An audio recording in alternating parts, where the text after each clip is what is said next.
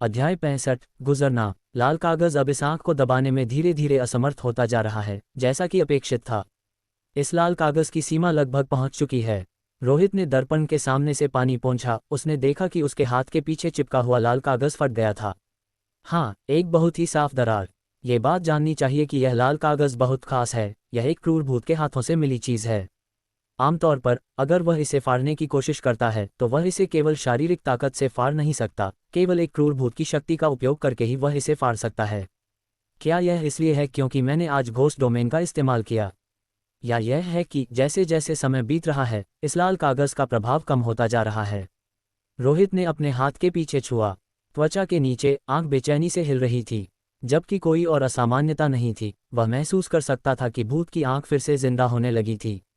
उसका शरीर इस भूत की आंख के लिए एक मेजबान बन गया था। जैसे जैसे भूत की आंख बढ़ रही थी, वह मौत की ओर बढ़ रहा था।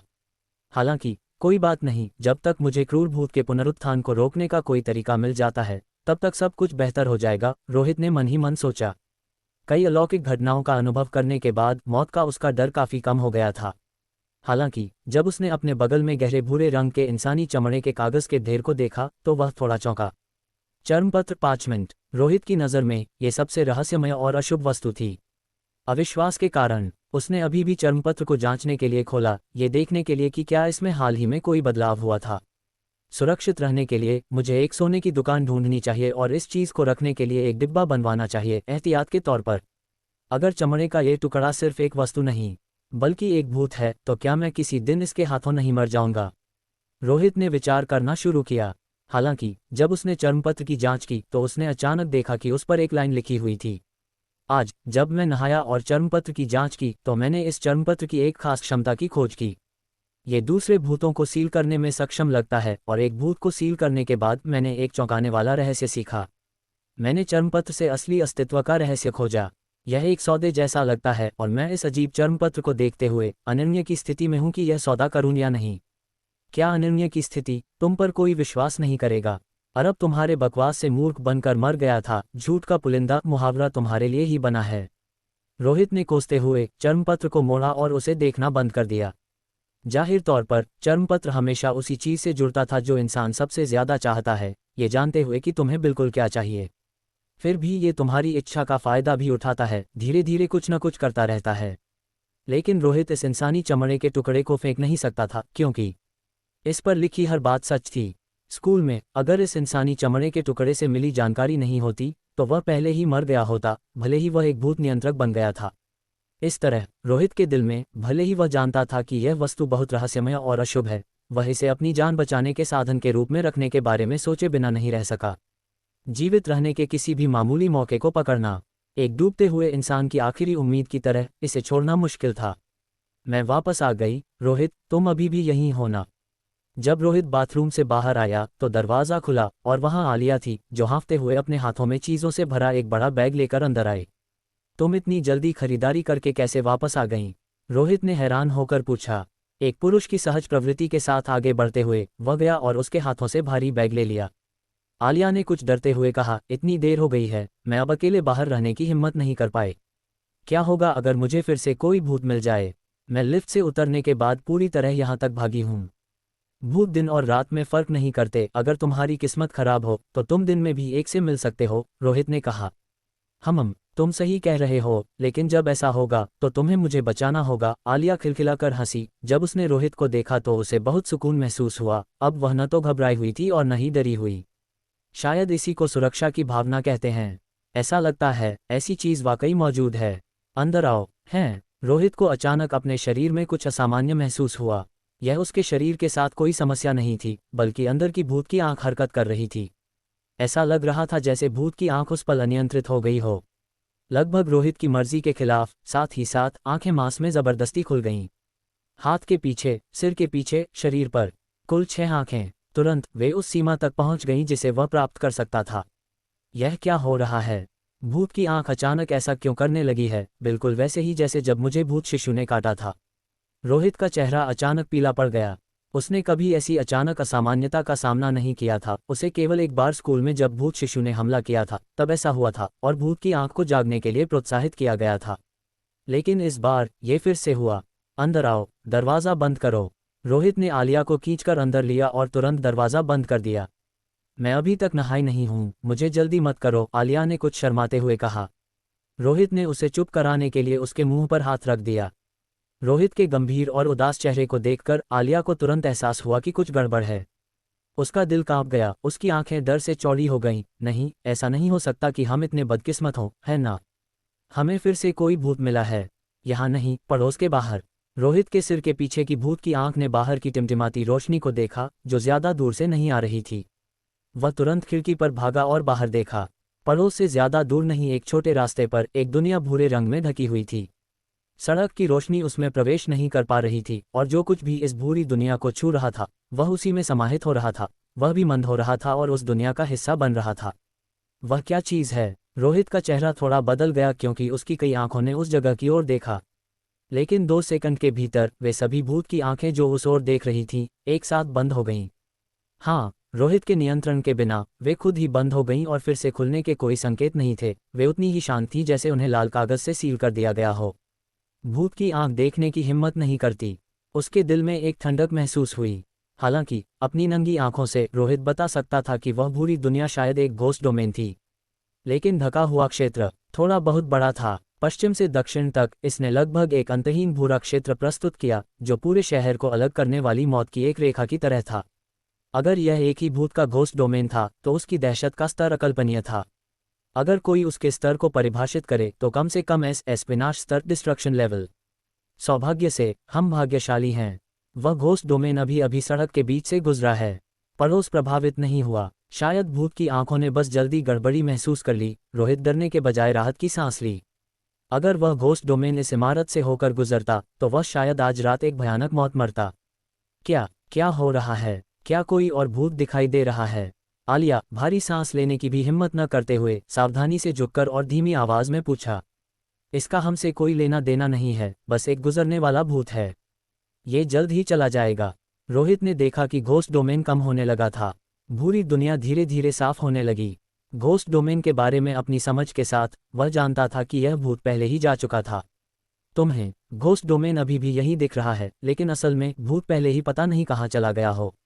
आखिरकार घोस्ट डोमेन के भीतर भूत किसी भी बिंदु पर प्रकट हो सकते हैं। हालांकि जैसे ही घोस्ट डोमेन पूरी तरह से गायब होने वाला था, रोहित ने एक रहस्यमयी दृश्य देखा। एक मृग तृष्णा की तरह इसने भूरी दुनिया के एक कोने को दिखाया। एक टिमटिमाती मोमबत्ती भूरी दुनिया में झूल रही थी, एक अजीब हरी लौ छोड़ रही थी। सफ़ेद मोमबत्ती के नीचे एक सोने का मोमबत्ती दान था, जो किसी प्राचीन कला का नहीं बल्कि एक आधुनिक यूरोपीय शैली का था। यह शायद इसी महीने बना हो। मोमबत्ती की रोशनी के नीचे हाथों की एक जोड़ी प्रतिबिंबित हुई, चिकनी, गोरी, बेदाग। ये हाथ मोमबत्ती दान के दूसरे सिरे से छेदे हुए थे, लेकिन कोई खून नहीं बह रहा था। अंत में मोमबत्ती की लौ के टिमटिमाने के साथ रोहित ने देखा कि वे हाथ एक महिला के थे, लेकिन केवल उसकी रूपरेखा दिखाई दे रही थी। कोई विशिष्ट विशेषता नहीं, कोई चेहरा नहीं। रहस्यमय, अज्ञात या शायद भयावह। आखिरकार दृश्य गायब हो गया और घोस्ट डोमेन चला गया। भूतों को सील करने के लिए सोने का इस्तेमाल किया जाता है। वे हाथ, वह महिला, क्या भूत नियंत्रकों घोस्ट हैंडलर्स का इस इकाई से टकराव हुआ है? लेकिन लगता है कि परिणाम एक विफलता थी। इस स्तर का एक भूत किसी एक भूत नियंत्रक का लक्ष्य नहीं हो सकता। इसके लिए एक टीम के प्रयास की जरूरत होगी। लेकिन भूत को पकड़ा या कैद नहीं किया गया है, जिसका मतलब है कि भूत नियंत्रकों का सफाया हो गया होगा। रोहित ने गहरी सांस ली। किसने ऐसी कार्रवाई की योजना बनाई थी? इस स्तर के भूत को पकड़ने की हिम्मत करना, ये वाकई में बड़ी हिम्मत की बात है। अध्याय 66, मैं जीना चाहता हूँ। चला गया। रोहित बहुत देर तक खिड़की के पास खड़ा रहा।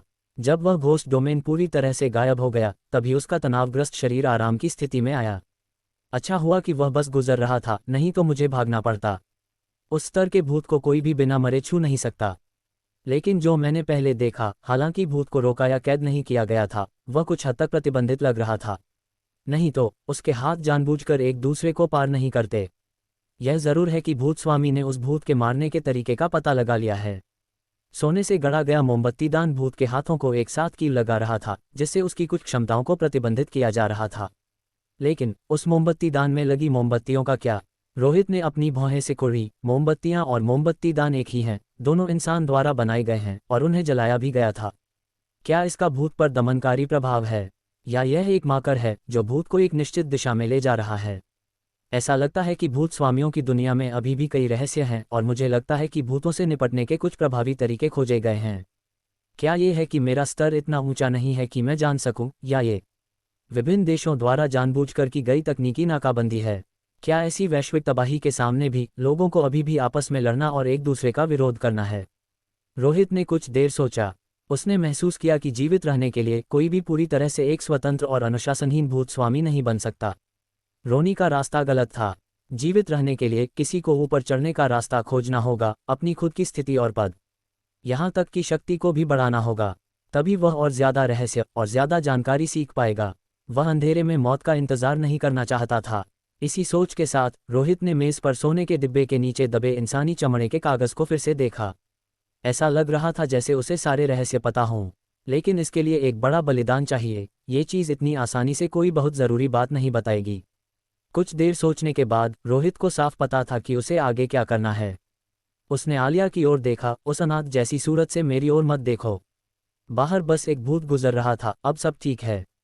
क्या तुम मेरे लिए अंडे की भुनी हुई चावल एग फ्राइड राइस लाई थी? मैं खाना चाहता हूँ और फिर सो जाना चाहता हूँ। वह बैग में है, आलिया ने घबराकर और थोड़ा हकलाते हुए जवाब दिया। धन्यवाद। रोहित ऐसे ही व्यवहार करता रहा जैसे कुछ हुआ ही न हो, हमेशा की तरह खा रहा था और पी रहा था। उसकी मानसिक सहनशक्ति पहले ही आम लोगों से कहीं ज्यादा थी। अब उसे लगा कि अगर उसके सामने लाशों का ढेर भी लगा दिया जाए तो भी वह खा सकेगा। क्या वह एक सनकी था? आलिया रोहित को आराम से खाते हुए देखकर ये भी समझ गई कि वह वाकई सुरक्षित है। उसने राहत की सांस ली और फिर धीरे से फुसफुसाया, मैं नहाने जा रही हूँ। अगर कुछ होता है तो मुझे बचाने के लिए अंदर आना याद रखना। मैं बहुत आज्ञाकारी बनूंगी। चिंता मत करो, अगर वाकई कुछ हुआ तो मैं तुम्हारे अंतिम संस्कार का खर्चा उठाऊंगा। रोहित खाता रहा। उद्धरण चिन्ह डॉट डॉट डॉट उद्धरण चिन्ह। आलिया रोहित उसे बचाने का वादा करने की हिम्मत नहीं करता था। अगर वह वाकई किसी बहुत ऊंचे आतंक स्तर टेरर लेवल के भूत से मिलता तो वह पीछे मुड़कर देखे बिना भाग जाता। ज्यादा से ज्यादा उनके साथ के कारण वह भूत के चले जाने के बाद शरीर लेने वापस आता। सब ठीक हो जाएगा, मैं निश्चित रूप से जीवित रहूंगी, आलिया ने खुद को आश्वस्त किया जब वह नहा रही थी और अपनी आत्माओं को बढ़ावा देने के लिए धीरे धीरे अपने गालों पर थप्पड़ मार रही थी। मैं उस भयानक बाजार से बाहर आ गई हूँ और क्या मुझे परेशान कर सकता है? ऐसा नहीं है कि मैंने पहले कभी भूत नहीं देखे हैं। जब तक रोहित यहाँ है मैं डरी हुई नहीं हूँ। वह उस चीज़ से निपट सकता है। हालांकि वह कहता नहीं है, मुझे उस पर विश्वास है। लेकिन सबसे पहले मुझे उसकी प्रेमिका बनने की ज़रूरत है, तभी वह मेरी रक्षा करेगा। सबसे खराब स्थिति में मैं दूसरी औरत बनने के लिए मान जाऊंगी।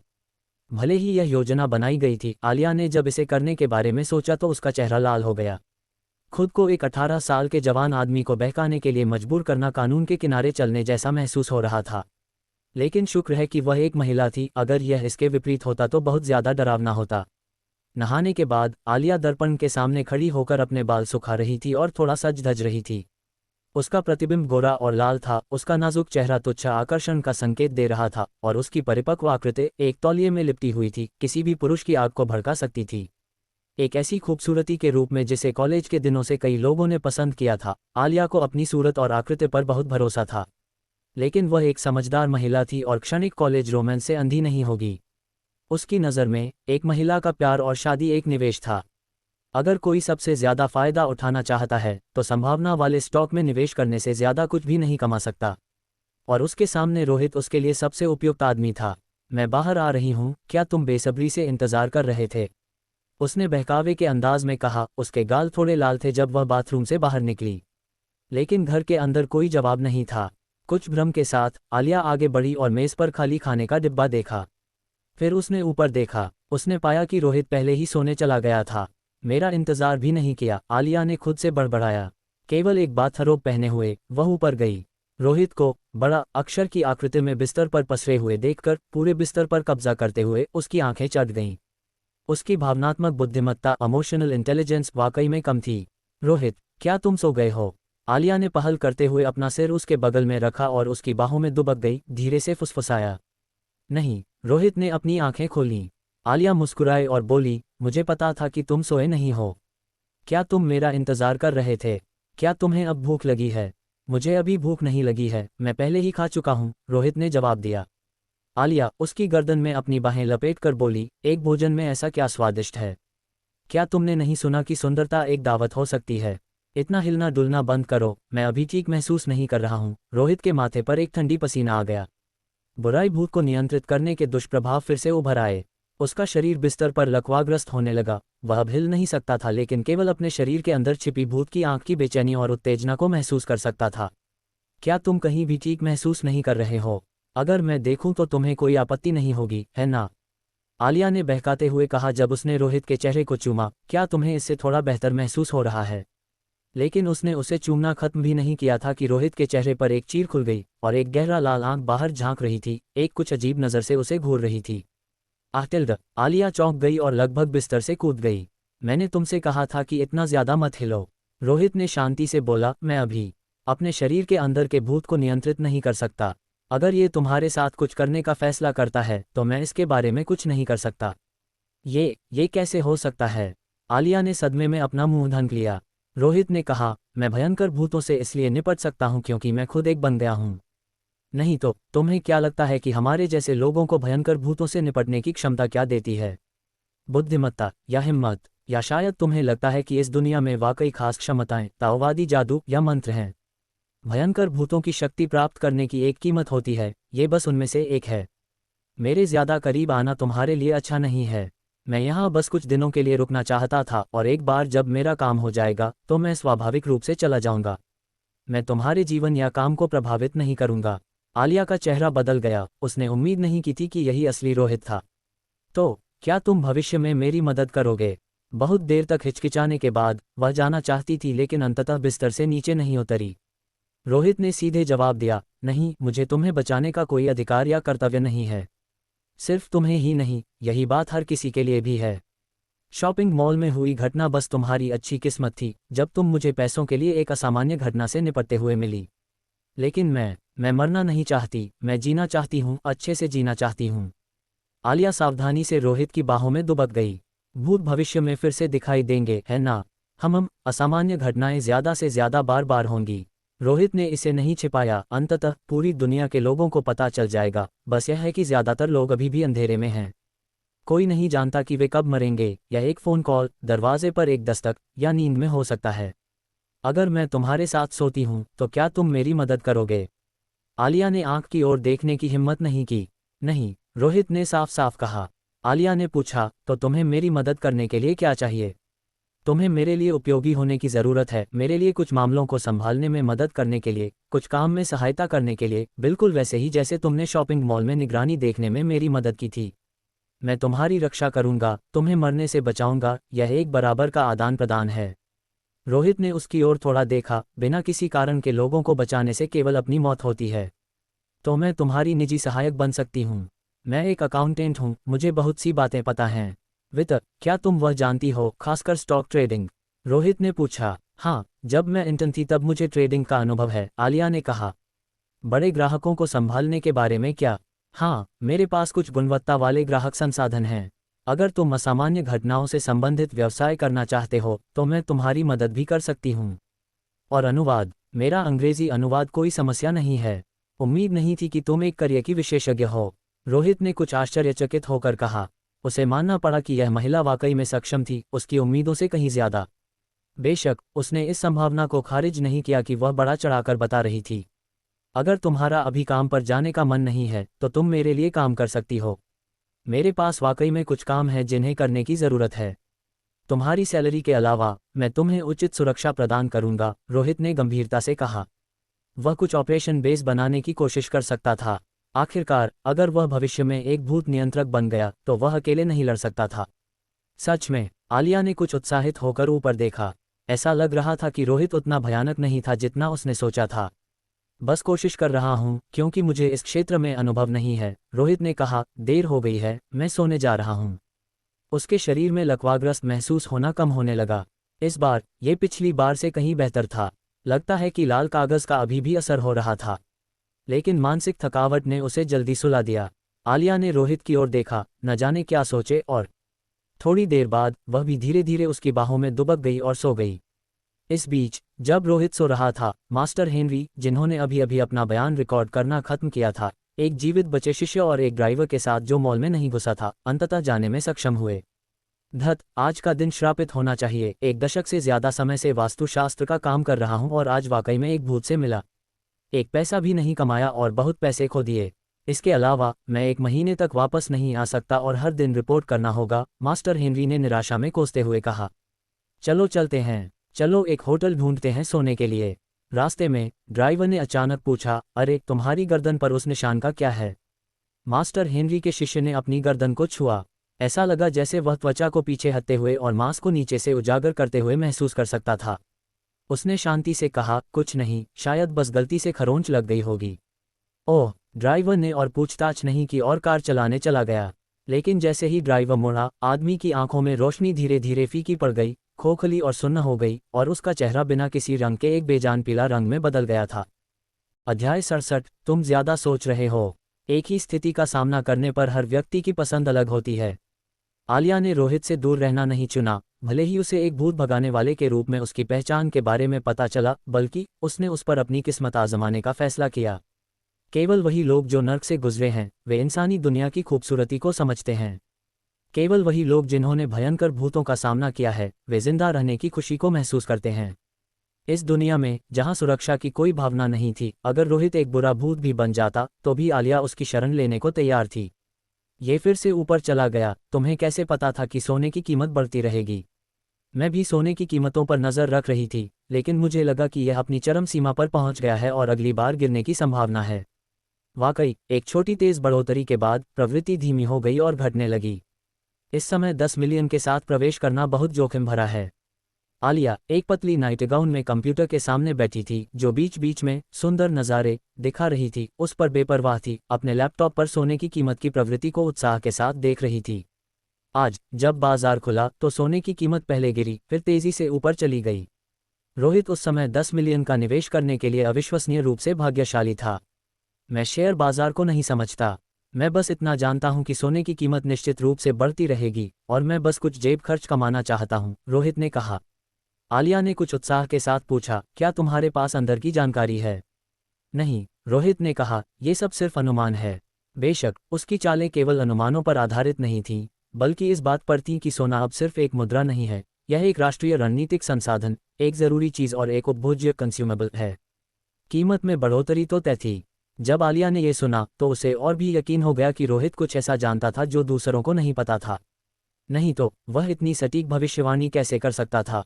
आखिरकार वह एक भूत भगाने वाला था, कोई ऐसा जिसे कैप्टन अभिजीत मिलने पर सलाम करता, न कि सिर्फ एक साधारण सुरक्षा गार्ड। ये सोचकर वह सोने की अटकलों में रोहित का अनुसरण करने से खुद को रोक नहीं पाए। अपनी कई लाख की बचत को भी उसमें लगा दिया और सबसे ज्यादा जोखिम और इनाम वाले विकल्प को चुना, सोने का लाभ उठाना, गोल्ड लीवरेज।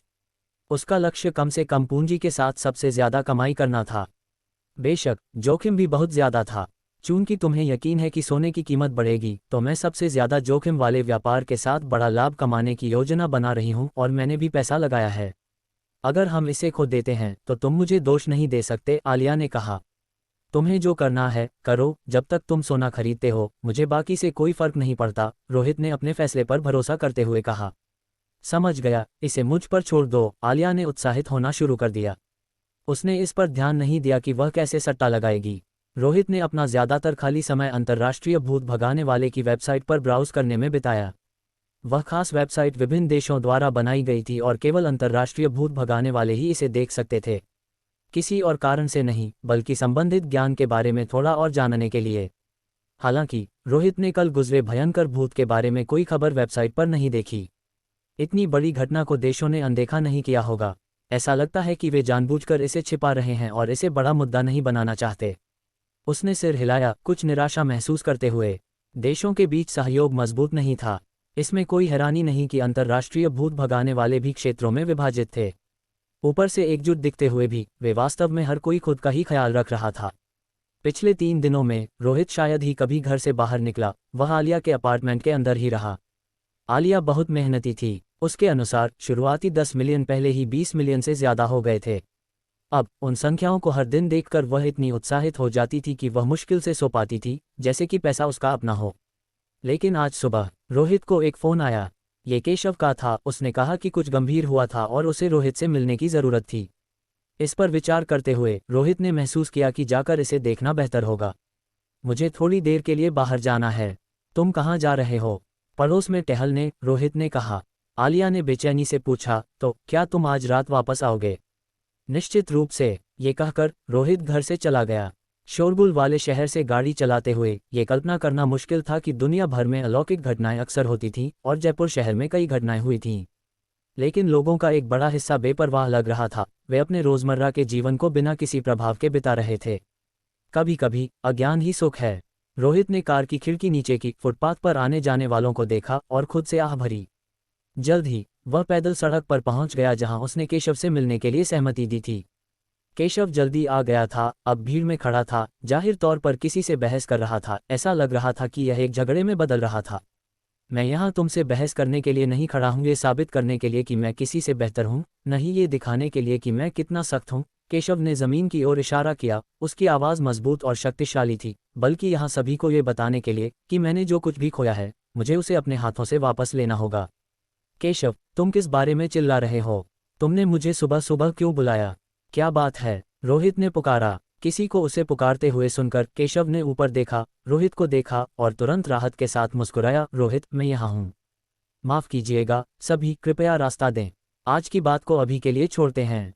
फिर उसने किसी की ओर इशारा किया और कहा, ऐसा नहीं है कि मैं तुमसे डरता हूँ या भागने की कोशिश कर रहा हूँ। बस मैं नहीं चाहता कि मेरा दोस्त मेरा क्रूर पक्ष देखे। आज तुम खुद को भाग्यशाली समझो। तुम किससे लड़ रहे हो? ऐसा लग रहा था कि यह हाथापाई में बदलने वाला था। क्या हुआ? रोहित ने पूछा। केशव ने झल्लाकर कहा, एक मध्य विद्यालय के बच्चे का रवैया बहुत बुरा था। आइसक्रीम लाइन में मेरे सामने आने की हिम्मत कर रहा था। मैं बस उसे सिखा रहा था कि वयस्कों की क्रूरता क्या होती है। उद्धरण चिन्ह ... उद्धरण चिन्ह। छोड़ो, इसके बारे में बात नहीं करते। चलो उस कैफे में बैठते हैं। मुझे तुमसे कुछ ज़रूरी बात करनी है, केशव ने कहा। दोनों कैफे में बैठ गए। तुम आजकल क्या कर रहे हो? क्या तुम अभी भी उस मॉल में काम कर रहे हो? मैं कल वहाँ गया था। मैंने सुना कि वहाँ एक हत्या का मामला था और यह अब पूरी तरह से बंद है। मालिक का नाम बॉस्टन में है ना? केशव ने पूछा। तुम्हें इसके बारे में इतना कुछ कैसे पता है? रोहित ने हैरान होकर पूछा। वह मॉल मेरे पिताजी ने बनवाया था। मैंने उनसे इसके बारे में पहले पूछा था। चलो मुझे सीधे सीधे बताओ, क्या वह जगह भूतिया है? केशव ने कहा। तुमने सही अनुमान लगाया, वह वाकई में भूतिया था, रोहित ने कहा। धत, मुझे पता था। जो जगहें अचानक बंद हो जाती हैं और मार्शल लॉ के तहत आती हैं वे लगभग हमेशा भूतिया होती हैं। स्कूल भी ऐसा ही था, वह आवासीय इलाका भी ऐसा ही था और अब मॉल भी वैसा ही है। मुझे लग रहा है कि यह धरती अब रहने लायक नहीं है। अगर मंगल ग्रह पर प्रवास करने का मौका होता तो मैं सबसे पहले साइन अप करता, केशव ने सदमे में कांपते हुए कहा। हालांकि अब कोई समस्या नहीं है, वहां की स्थिति सुलझ गई है। वैसे तुम मुझसे किस बारे में बात करना चाहते थे? रोहित ने पूछा। दरअसल मैं तुमसे कुछ पूछना चाहता था, केशव ने कहा। क्या है? रोहित ने कहा। केशव ने अपनी भौहें गहरी कर लीं, उसके चेहरे पर एक गंभीर भाव था और उसने धीमी आवाज में कहा, कल रात जब मैं कंप्यूटर पर चिकन डिनर खेल रहा था एक अलौकिक घटना हुई। मुझे लगता है कि यह भूतिया हो सकता है, शायद तुम्हारे फोरम पर उन कहानियों की तरह कुछ भयानक अभिशाप से जुड़ा हुआ हो। क्या तुम ज्यादा विस्तार से बता सकते हो? रोहित ने पूछा। यह अंतिम चक्र जरूर रहा होगा। मैं अंत तक बचा रहा। ऊपर दाएं कोने में दिखाया गया कि कोई भी नहीं बचा था, लेकिन अचानक मैं रहस्यमय तरीके से मर गया और स्क्रीन पर चिकन डिनर विफल दिखाया गया।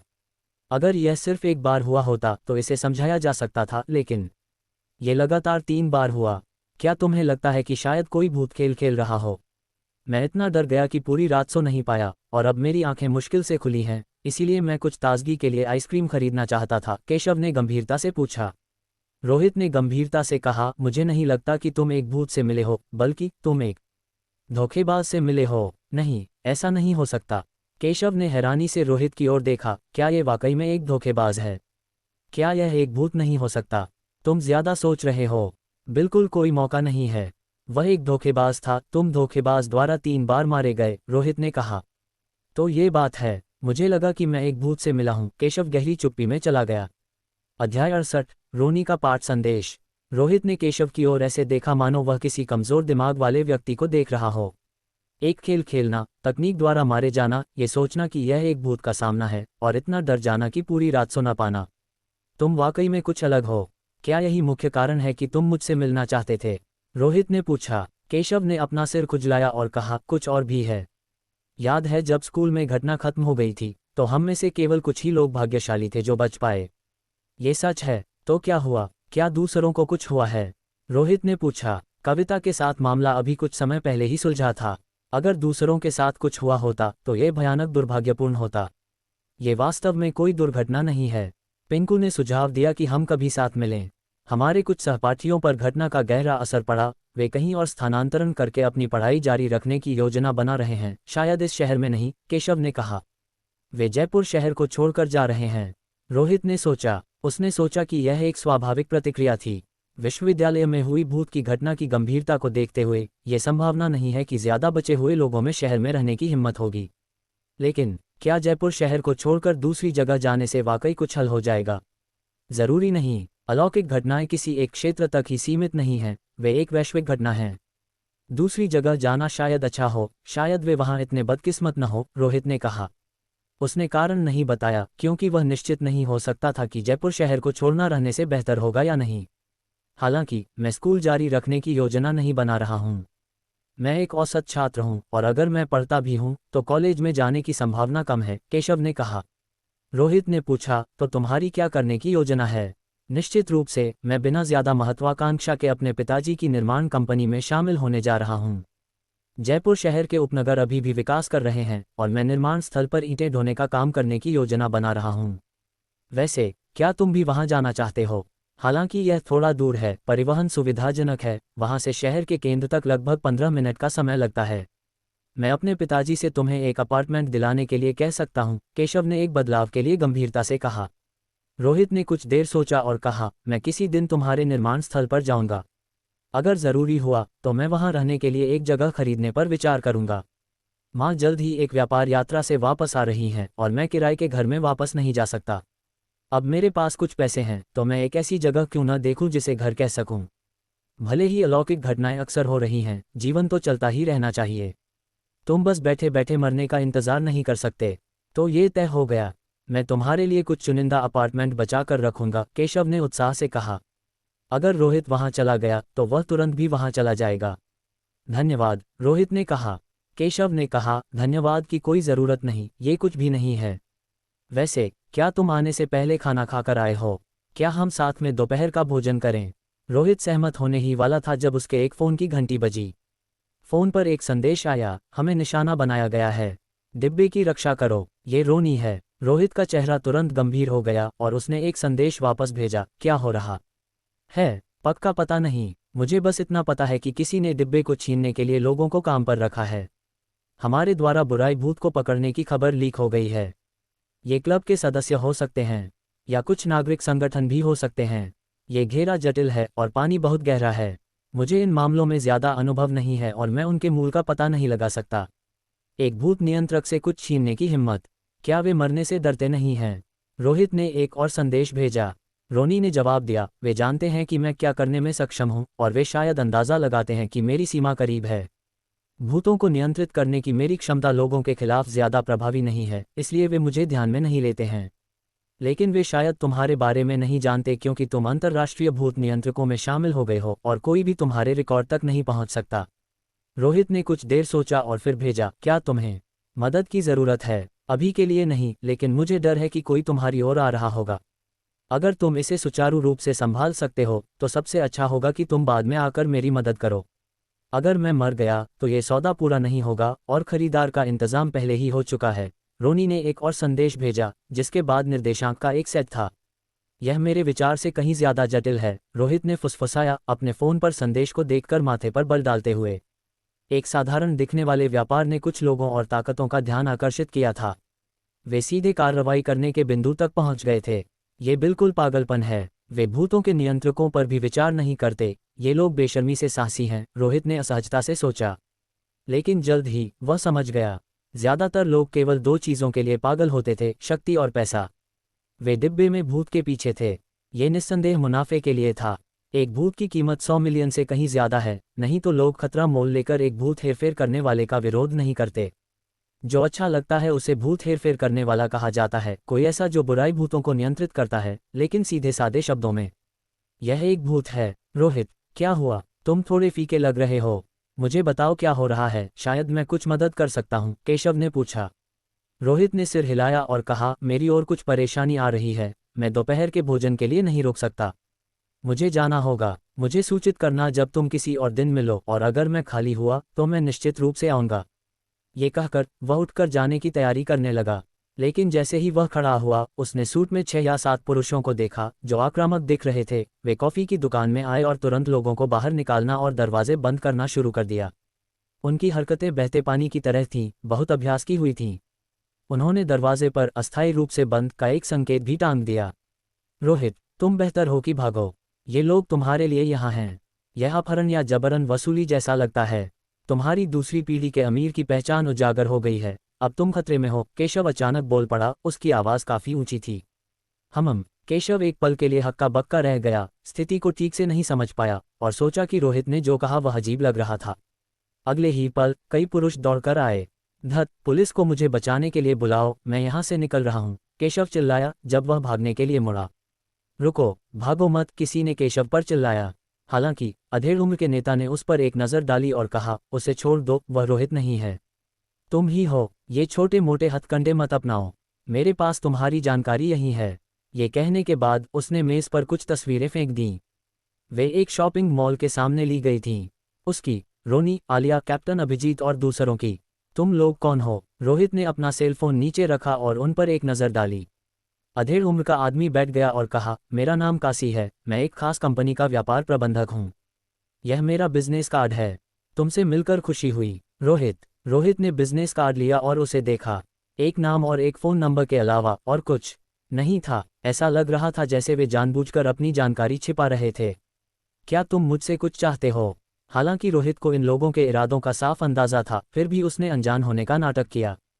काशी ने कॉफ़ी की दुकान के चारों ओर देखा। उसके अधीनस्थों ने पहले ही जगह को बुक कर लिया था और वेटरों जैसे सभी अप्रासंगिक कर्मचारियों को बाहर निकाल दिया था। ये देखकर उसने फिर कहा, सबसे पहले बधाई हो, तुम जयपुर शहर में एक नए भूत हेरफेर करने वाले बन गए हो। ये कल्पना करना मुश्किल है कि कुछ समय पहले ही तुम एक हाई स्कूल के वरिष्ठ छात्र थे। तुम बहुत खास हो, एक बहुमूल्य प्रतिभा हो। क्या तुम मेरी कंपनी में काम करना चाहोगे? मैं तुम्हें महीने का 1 लाख सैलरी दे सकता हूँ। ज़रूर, लेकिन तुम्हें 3 महीने की सैलरी अग्रिम में देनी होगी। रोहित ने सिर हिलाया। इस बार काशी हक्का बक्का रह गया। उसका प्रस्ताव सिर्फ एक जांच थी, इस रोहित की भूत हेरफेर करने वालों के बारे में समझ का परीक्षण करने और यह अंदाज़ा लगाने के लिए कि वह कितना स्मार्ट और परिपक्व था। वह वास्तव में उसे भर्ती करने की योजना नहीं बना रहा था। क्या हुआ? तुम मुझे अपनी कंपनी में इतनी ऊंची सैलरी पर नौकरी दे रहे हो और तुम एक अग्रिम राशि देने में हिचकिचा रहे हो। बस इससे मैं बता सकता हूं कि तुम धोखेबाज हो, रोहित ने कुछ तिरस्कार के साथ कहा। काशी मुस्कुराया और कहा, अगर तुम वाकई मेरी कंपनी में काम करने के इच्छुक हो तो मैं तुम्हें पूरे 1 साल की सैलरी का अग्रिम भुगतान कर सकता हूँ। यह एक बड़ा सौदा होगा अगर वह वाकई में इतनी राशि के साथ एक भूत हेरफेर करने वाले को प्रभावित कर सके। क्या ऐसा हो सकता है कि रोहित ने पहले ज़्यादा पैसा नहीं देखा था, कि वह बस कुछ लाख से ही प्रभावित हो गया? ऐसा लगा कि वह सामाजिक अनुभव के बिना सिर्फ एक छात्र था। अध्याय 69 फिर से चकमा दिया। लोगों के इस झुंड को देखकर रोहित का जाने का कोई इरादा नहीं था। उसने उनसे बात करने का फैसला किया, क्योंकि उसे परेशानी से डरना नहीं चाहिए, बल्कि परेशानी को उससे डरना चाहिए। सालाना 1.2 मिलियन की सैलरी, ये तो हाई टेक है, यहाँ तक कि बड़े बड़े कॉर्पोरेट अधिकारियों को भी शायद इतनी नहीं मिलती, रोहित ने कहा। उसकी आंखें चमक उठीं। चलिए फिर, ये तय हो गया, पैसे मेरे अकाउंट में डाल दो और मैं अभी तुम्हारी कंपनी ज्वाइन करूंगा। उसके उत्साहित चेहरे को देखकर काशी खुद को उसे एक कच्चा खिलाड़ी, यानी समाज में नया आया हुआ इंसान समझने से नहीं रोक पाया। कोई बात नहीं, लेकिन तुम्हारे कंपनी ज्वाइन करने से पहले हमें एक काम करना होगा। तुम इस डिब्बे को पहचानते हो, है ना? उसने एक तस्वीर निकाली। तस्वीर में एक सोने का डिब्बा था। यह उसी तरह का डिब्बा था जैसा रोनी के पास था। ये चीज़ असल में रोनी के पास थी। मॉल से बाहर आने के बाद उसने ये तुम्हें दे दी होगी। हमारी कंपनी इसे ढूंढ रही है और अगर तुम इसे ला कर दो तो मैं इसे 10 मिलियन अतिरिक्त देकर खरीदने को तैयार हूँ। मैं बिजनेस में बहुत सीधा हूँ, झूठ नहीं बोलूँगा। ये चीज़ सोने की बनी है और इसकी कीमत 2.4 मिलियन से ज़्यादा है। मैं तुम्हें 10 मिलियन दे सकता हूँ और तुम्हें इसमें अच्छा खासा फ़ायदा होगा, उसने कहा। क्या सोचते हो? रोहित ने कहा। हाँ, रोनी ने ये चीज़ मुझे कुछ दिनों के लिए रखने को दी थी, लेकिन यह अब मेरे पास नहीं है। नहीं है? ये कैसे नहीं है? काशी ने तुरंत दबाव डाला। मैंने इसे दे दिया। रोहित ने कहा, मैंने सुना था कि इसे देने पर इंटरनेशनल घोस्ट टैमर्स ऑर्गेनाइजेशन में एक पक्की नौकरी मिल सकती है, इसलिए मैंने बिना सोचे समझे इसे दे दिया। किसी ने मेरे नेक चरित्र की तारीफ भी की, जिससे मैं कुछ दिनों तक खुश रहा। ये सुनकर काशी का लगभग दम घुट गया। तुम सच में इतने मासूम हो? पूरी दुनिया उस चीज़ के लिए ऊंची बोली लगा रही है, देश उसके लिए भाग दौड़ कर रहे हैं, और तुमने उसे ऐसे ही दे दिया।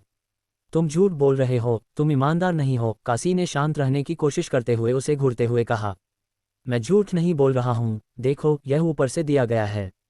कुछ दिनों में मुझे किसी तरह के आकलन या मूल्यांकन के लिए जाना पड़ सकता है। रोहित ने सैटेलाइट लोकेटिंग फ़ोन निकालते हुए कहा।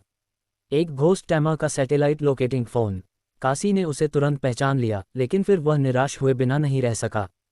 क्या ऐसा हो सकता है कि जिस भूत को कैद किया गया था उसे सच में रोहित ने ही दिया हो? तुमने उसे क्यों दिया? तुम उसे कैसे दे पाए? काशी ने कुछ परेशान होकर पूछा। क्या तुम्हें नहीं पता कि उसके अंदर क्या है? तुम उस मॉल की घटना में शामिल थे, रोनी ने तुम्हें कुछ न कुछ तो बताया ही होगा। जानकारी की कमी और रोहित के बारे में कम ज्ञान होने के कारण वह अंधेरे में था। उसे बस इतना पता था कि वह एक सीनियर हाई स्कूल का छात्र था जो एक घोस्ट टैमर बन गया था, एक बिल्कुल नया खिलाड़ी। और रोहित इसका फायदा उठा रहा था, कुछ उपयोगी जानकारी निकालने के लिए कुछ न जानने का नाटक कर रहा था।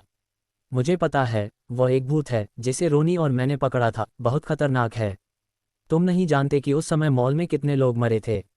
ऐसी खतरनाक चीज़ को मुख्यालय को सौंपना ही बेहतर है, मैं इसे हर समय अपने पास रखने की हिम्मत नहीं कर सकता, रोहित ने समझाया। वैसे तुम्हें वह भूत क्यों चाहिए? वह किस काम का है?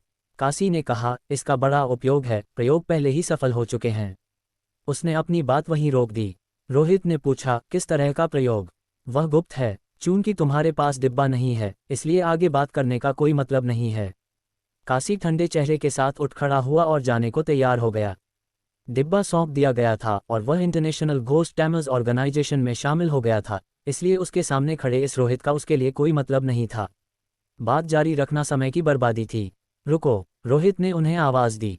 और कुछ है? रोहित ने कहा, दरअसल मैंने अभी अभी झूठ बोला था, मैंने तुम लोगों को चकमा दिया, मुझे सच में माफ़ी है, लेकिन मुझे अभी तक डिब्बा सौंपने का मौका नहीं मिला, वह अभी भी मेरे पास है। क्या? काशी अपने कदम रोककर तेजी से उसकी ओर मुड़ा। क्या तुम सच कह रहे हो? वह सच में तुम्हारे पास है? रोहित ने गंभीरता से सिर हिलाया, ये सच है। मैं बोलते समय हमेशा बहुत सच्चा और सीधा रहा हूँ। तो क्या तुम इसे मुझे 10 मिलियन में बेचोगे? काशी फिर से बैठ गया, पुराने विषय पर लौटते हुए, अगर तुम इसे सौंपते हो तो तुम्हें एक पैसा भी नहीं मिलेगा, और इंटरनेशनल घोस्ट टैमर्स की नौकरी भी कोई अच्छी नहीं है। तुम खतरनाक भूतों की घटनाओं में शामिल हुए हो, क्या तुम्हें विश्वास है कि तुम हर बार बच पाओगे? यह एक बहुत जोखिम भरा काम है। तुम जवान हो, तुमने अभी भी ऐसी बहुत सी चीज़ों का आनंद नहीं लिया है। वीरता की लंबी चौड़ी बातें केवल चापलूसी हैं, असली फ़ायदा ही असली होता है। डिब्बा दे दो और तुम्हें इसमें कोई घाटा नहीं होगा। मैं पहले पैसे लेना चाहता हूँ, तभी मैं तुम्हें वह चीज़ दे सकता हूँ, रोहित ने कहा। ठीक है, लेकिन मुझे पहले सामान देखना होगा, काशी ने कहा, फिर अपने पीछे के समूह को इशारा किया। वहाँ कोई असली सौदा नहीं था और न ही 10 मिलियन, वे उसे बस जबरदस्ती लेने की योजना बना रहे थे। आखिरकार यह उनका काम था, बिना पूंजी के बिजनेस करना। रोहित ने सिर हिलाया, नहीं नहीं, ये काम नहीं करेगा। तुमने कहा था कि तुम मुझे 1 साल की सैलरी एडवांस में दोगे और 10 मिलियन की पेशकश की थी, लेकिन मैंने अभी तक एक पैसा भी नहीं देखा है। मुझे तुम्हारी बातों पर पूरी तरह से विश्वास नहीं है, पैसे देखे बिना मैं वह चीज़ बाहर नहीं निकालूंगा। आसान फरामोश मत बनो, बच्चे, हम, उसके बगल में एक व्यक्ति ने कहा, उसकी आवाज़ में धमकी भरी थी। काशी मुड़ा और एक इशारा किया, ऐसा करते हैं, मैं तुम्हें 1 साल की सैलरी एडवांस में दे देता हूं और फिर तुम मुझे डिब्बा दिखाओ। एक बार जब हम पुष्टि कर लेंगे कि सब कुछ सही है, तो मैं तुम्हारे साथ लेन देन करूंगा। कैसा रहेगा? अगर ज़रूरत पड़ी तो वह सच में एक घोस्ट टैमर के साथ लड़ाई पर नहीं उतरना चाहता था। रोहित के शरीर के अंदर मौजूद भूत की विशेषताएं स्पष्ट नहीं थीं। ये रोनी जैसे लोगों के लिए हानिरहित हो सकता है, या ये बहुत परेशानी भरा भी हो सकता है।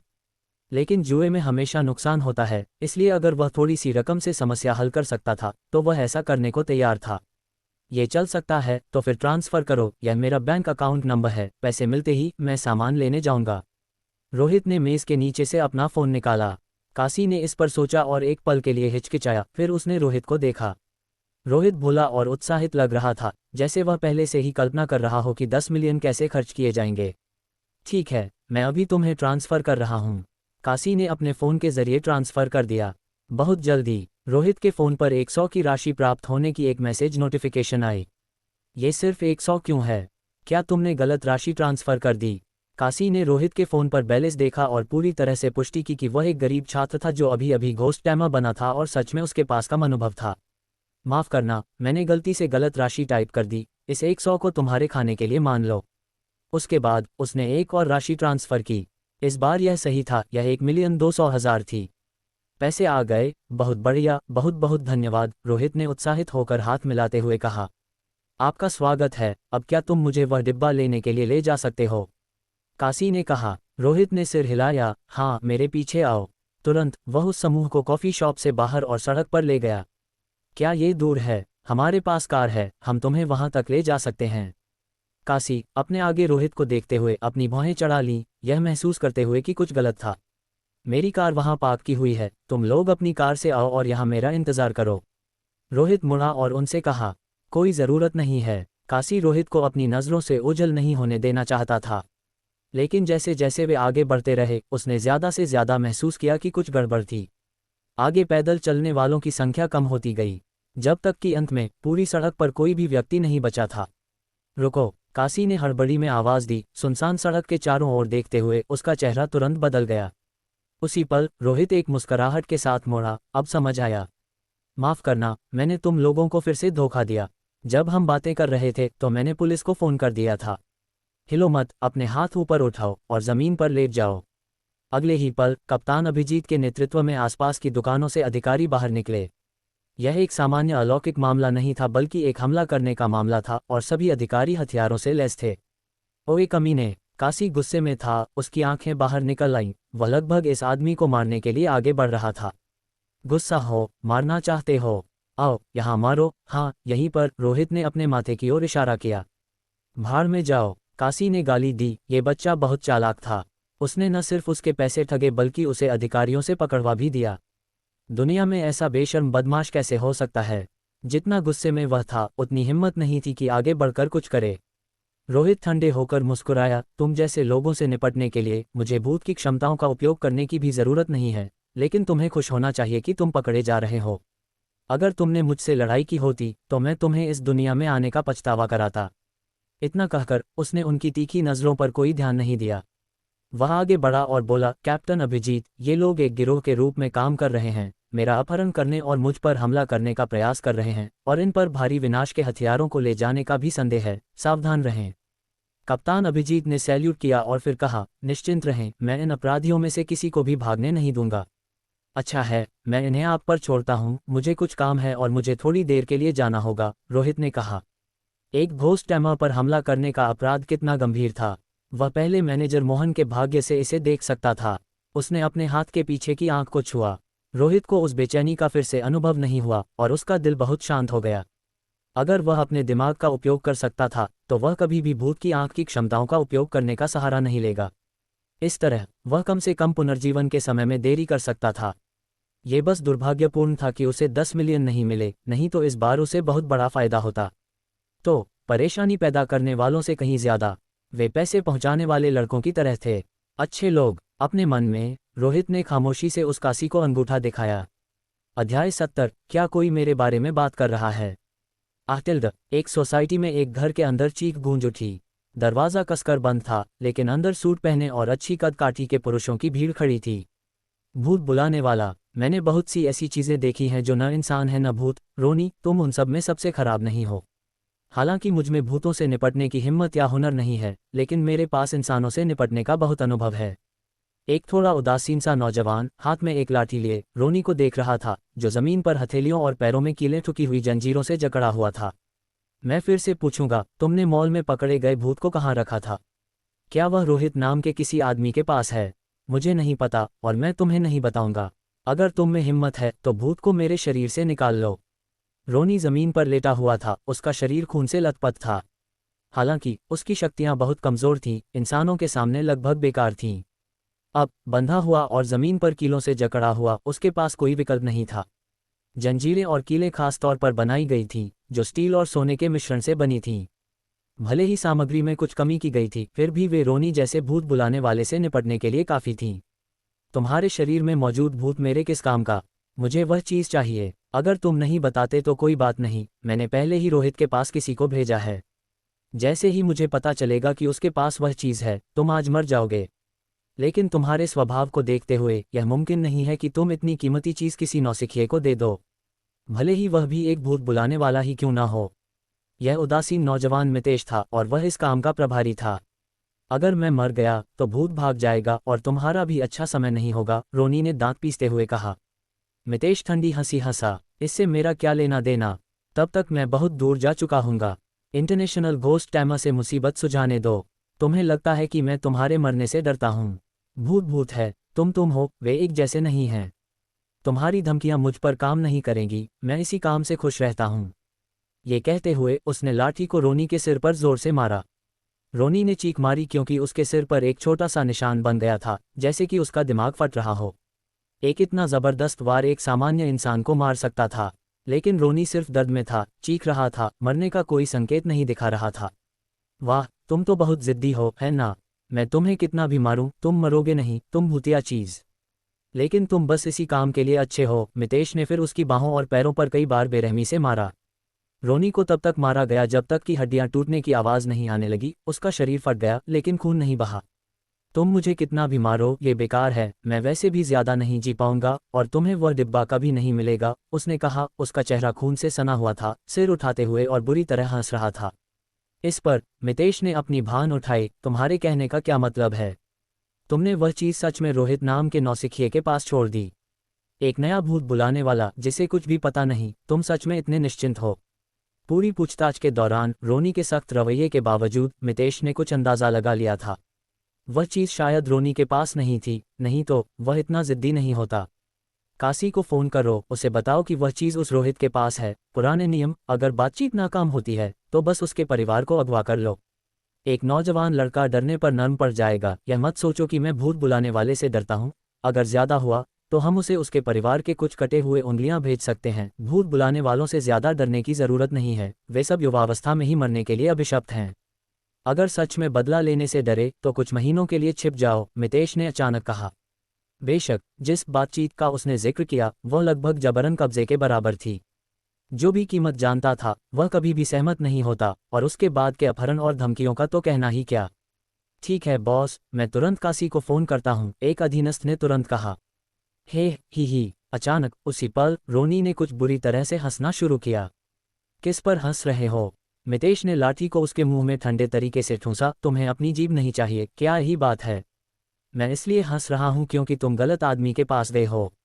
तुमने अंदाज़ा लगाया कि डिब्बा रोहित के पास है, लेकिन तुम यकीनन यह नहीं जानते कि वह उसके पास क्यों है। रोनी ने अपने पूरे शरीर के दर्द को सहते हुए कहा। ऐसा नहीं है कि मैं अपनी मर्जी से वह चीज़ उसके पास छोड़कर गया था। बात यह है कि मैं बस उस डिब्बे को वापस नहीं ले पाया। रोनी, तुम क्या कहना चाहते हो? मितेश ने पूछा। मैं ये कह रहा हूं कि हालांकि रोहित एक नया खिलाड़ी है, लेकिन वह मुझसे कहीं ज़्यादा मुश्किल है। अगर तुम सच में उससे वह चीज़ लेने की योजना बना रहे हो तो तुम्हें पछताना पड़ेगा, रोनी ने कहा। सच में? मैं देखना चाहूंगा कि उस नौजवान में किस तरह का हुनर है, मितेश ने व्यंग्य के साथ कहा। हालांकि वह भूत बुलाने वालों से सावधान था, लेकिन वह डरता नहीं था।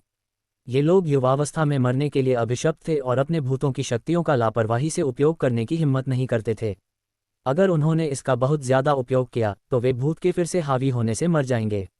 और एक भूत की शक्ति सोने को प्रभावित नहीं कर सकती थी।